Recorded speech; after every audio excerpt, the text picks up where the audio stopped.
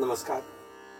चंद्र राशीप्रमाणे तूळ राशींच्या व्यक्तींना डिसेंबर 2024 या महिन्यासाठी मी आता मार्गदर्शन करणार आहे. तूळ राशींच्या व्यक्तींना या महिन्यामध्ये विविध प्रकारचे अनुभव येतील. त्यामध्ये केवळ चांगले वाईट असेच फक्त त्याची कॅटेगरी नसून पूर्वी न आलेले अनुभव सुद्धा येऊ शकतात. म्हणजे जे अपेक्षित नाही आहे किंवा ज्याबद्दल कधी विचार केला नाहीये असेही अनुभव या महिन्यात येऊ शकतात. त्यामध्ये काही प्रकारची दुखणी की ज्याबद्दल आपल्याला अजिबात कल्पना नाही अशी दुखणी आपल्याला नवीन प्रकारे समजतील की आतापर्यंत हे आपल्याला कधीच नव्हतं, हे आज समजलं. अशा प्रकारे काही दुखणी तुम्हाला या महिन्यात समजतील. आता ही सुरुवात असल्यामुळे त्याची योग्य प्रकारे त्याबद्दल काळजी घेतली गेली, उपाययोजना केली गेली तर पुढच्या 3 ते 4 महिन्यात त्याची जी गांभीर्य आहे, त्याचं गांभीर्य जे आहे ते कमी होईल आणि पुन्हा ते रोग किंवा अन्य काही डोकं वर काढणार नाही. म्हणून तुम्ही अशी कोणतीही वेगळी जर काही वेगळा अनुभव जर तुम्हाला आरोग्याच्या बाबतीत आला तर तुम्ही ताबडतोब डॉक्टरांकडे जाऊन योग्य तो औषधोपचार करणे हे तुमच्यासाठी हितावह असणार आहे. तेव्हा ही गोष्ट तुम्ही विसरू नये. कामामध्ये कार्याच्या ठिकाणी तुमचा विविध अनुभव जो आहे तो कामाला येईल. अनुभव नुसता अनुभवच नाहीये, त्या अनुभवाबरोबर ज्ञान पण आहे. ते ज्ञान तुम्हाला या महिन्यामध्ये कामाला येईल आणि अशा जेव्हा संधी नवनवीन प्राप्त होतील त्या नवनवीन संधीतून तुम्हाला उत्कर्ष घडण्यासाठी मोलाचं वातावरण या महिन्यात कामाच्या ठिकाणी असेल.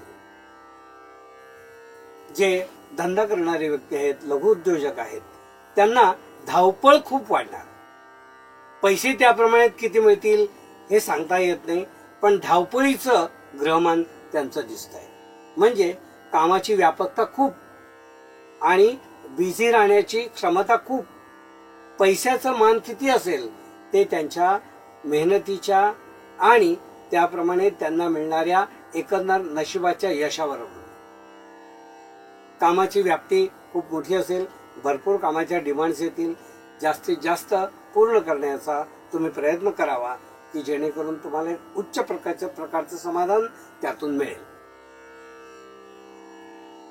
तूळ राशींच्या व्यक्तींना पैशाची सुद्धा काही चणचण या महिन्यात भासणार नाही. जेवढे आवश्यक किंवा जेवढे बजेटेड जे काही उत्पन्न तुमचं असायला हवं ते तुम्हाला या महिन्यात निश्चितपणे मिळेल.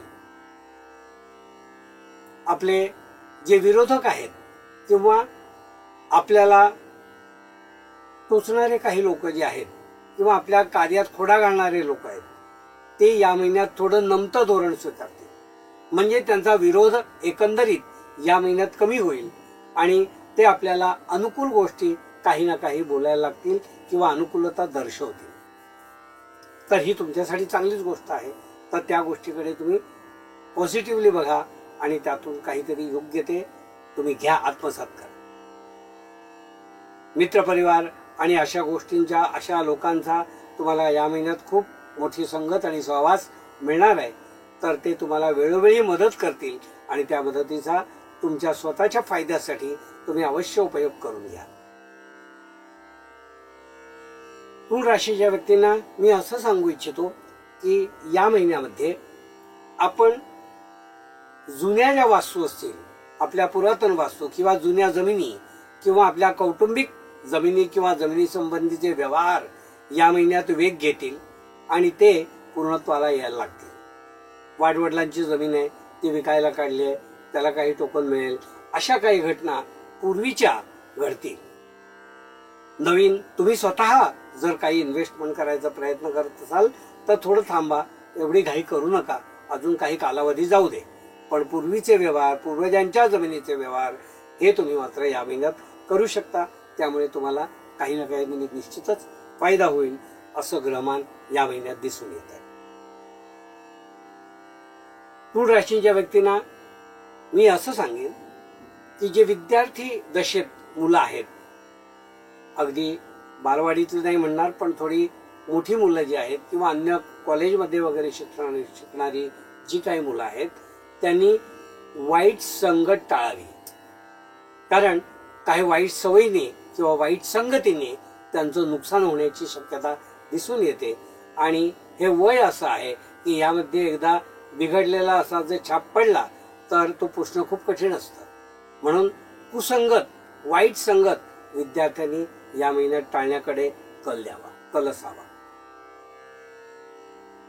कौटुंबिक वातावरणात काही वेळा तुमचे अपमानाचे प्रसंग येतील किंवा कुटुंबातील काही लोक तुमचा अपमानास्पद बोलणी तुम्हाला ऐकावी लागतील. पण भांडण करू नका, वाद वाढवू नका, तो मर्यादित ठेवा. तर काही काळाने तो वाद निवळून जाईल किंवा असे जे काही अपमानास्पद प्रसंग आहेत, येऊन गेलेत, त्याबद्दल समोरून सॉरी सुद्धा म्हटलं जाईल. पण तुम्ही थोडं प्रसंगावधान राहून ती गोष्ट जी आहे ती फार मोठी करू नका. तूळ राशीच्या व्यक्तींना मी असं सांगू इच्छितो की या महिन्यात आपलं उत्पन्न जमेचं जे आहे ते व्यवस्थित राहील. त्याबद्दल खूप काही काळजी करायचं कारण नाहीये. तुम्हाला जेवढं आवश्यक आहे तेवढं तुम्हाला नक्की मिळेल, याबद्दल काही चिंता नाही. तूळ राशीच्या व्यक्तींना मी असं सांगू इच्छितो की कोर्टामधले व्यवहार जर काही असतील तर नवीन कोर्टात दावा लावणे किंवा अन्य काही करणे या गोष्टी टाळण्याकडे तुमचा कल असावा. या गोष्टी तुम्ही करू नयेत एवढंच मी या ठिकाणी तुम्हाला सांगेन. हे होतं तूळ राशीच्या व्यक्तींना मार्गदर्शन.